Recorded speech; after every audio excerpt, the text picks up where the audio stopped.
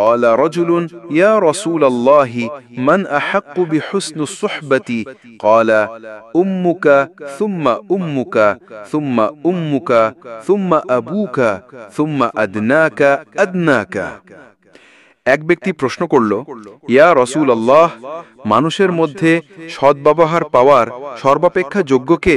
তিনি বললেন, তোমার মা, তারপরও তোমার মা, তারপরও তোমার মা, তারপর তোমার পিতা, অতঃপর ক্রমান্বয়ে তোমার নিকটবর্তী জন, এরপর তোমার নিকটবর্তী জন। মায়ের পদতলে সন্তানের জান্নাত। মাকে সম্মান করো, তাকে খুশি করো, এটাই আল্লাহর সন্তুষ্টির পথ। আমরা কি পেরেছি আমাদের মার সাথে সদ্ব্যবহার করতে, তাদেরকে সন্তুষ্ট করতে, তাদেরকে ভালোবাসতে? তাই আসুন আমরা সকলেই আমাদের মাকে বাবাকে ভালোবাসি এবং তাদের খেদমত করি। আল্লাহ আমাদের তৌফিক দান করুন। আমিন।